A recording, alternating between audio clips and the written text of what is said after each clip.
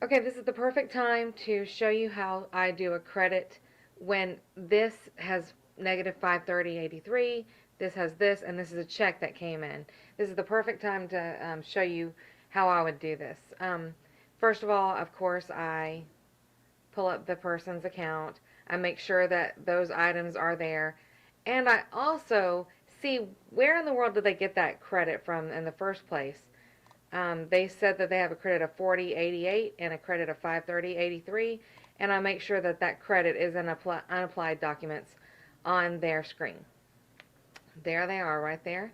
So that's the first thing that I would do, is make sure that the credits are actually there somewhere. The second thing I do is, of course, open order entry, put their customer number in, put F7, F11, and then I've gotten to this screen. By now you should know how to do that. Um, and then I put in most of the things that were on that check already. So the 246, the 31, the 81. And what I did was I left enough open that this is negative 40, this is 50. Well, that's pretty close to each other. That's only a $10 difference. So I just left that 50 off. I put all of these in.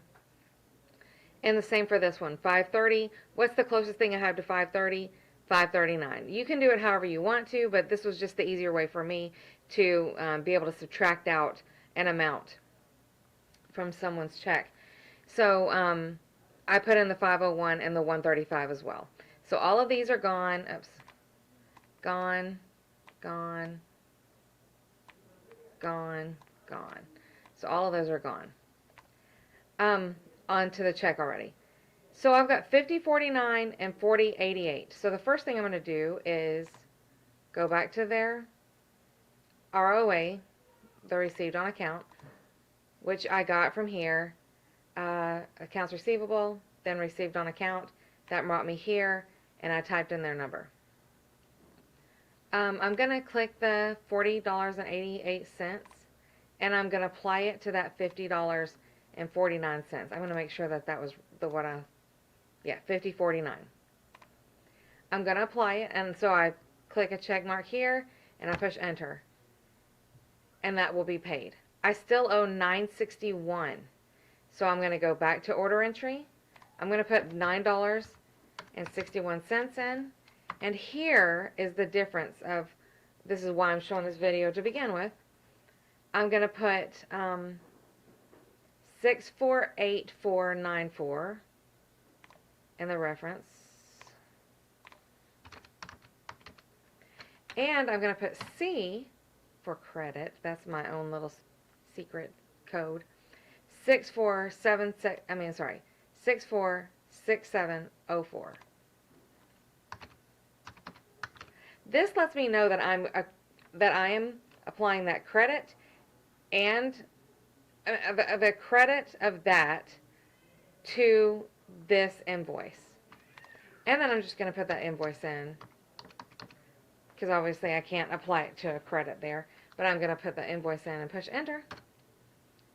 And then that applies $9.61 to that invoice, which it has that much left over. The same for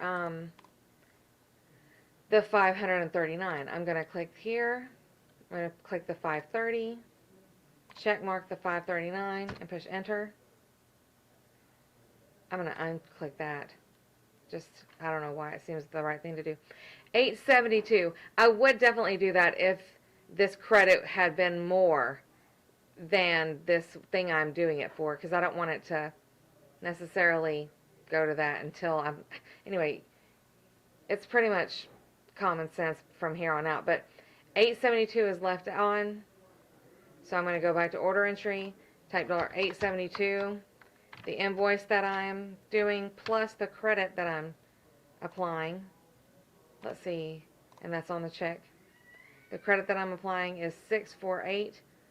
No. The credit I'm applying is 645708. And I copied and pasted that invoice number earlier. I don't know if you noticed that I did that. And then I push enter, and that comes with 114301. I look at my check. 114301. So that's how much it is. I push enter. No, I push plus. The check number is 8140. I've got it right in front of me. And put that in there. And then when I go over here and I push enter, all those things are gone. I still have this unapplied credit of $8.18 that they haven't used yet, from March of last year, and I'm sure I've told them. But anyway, whenever they get to that, they can do it. And when I look at my payments and apply things here, then I know when I go here, I see this not for some reason, whatever. Say they're trying to pay it again, in the future, and I have to go back and go, hold on, they've already paid this. How did they pay it? And I have to let them know. Well, you used this credit on this check when you sent it in, this 8140. By the way, I also scan all of my check stubs in, and I keep them in a folder on the computer so that I can always go back and be like, oh, well, here's your check stub. And that way I don't have to keep them physically in a box. I scan more than one to a page. I'll show you what that looks like in just a second, just for the heck of it. Freebie. Anyway, I see that I used a credit here and this, and that paid for that invoice with this check number. And when I scan them in, you may or may not want to ever do this, because I think you keep them all physically, which is good too.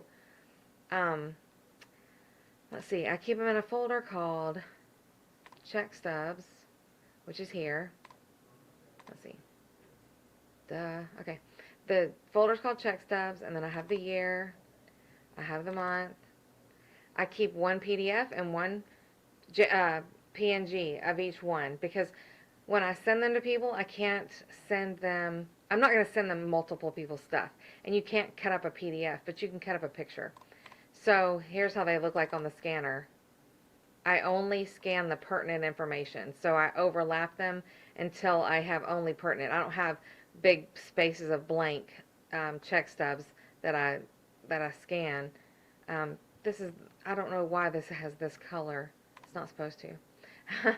Anyway, so I just got pieces of them, and that way if somebody needs them, or if there's a question and I'm like, well, you already paid this way, or they say, hold on, why did you use that credit? And I'm like, well, you told me to on this check. Then I'm able to cut this up with edit. Wow.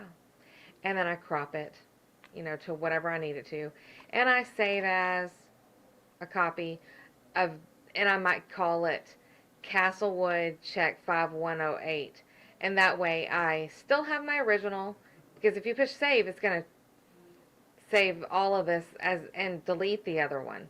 But I still want the other one, but I just only want this piece to save as a copy and call it Castlewood, so I can send it to them. Anyway, I know that was more than you really wanted to know, but there you go.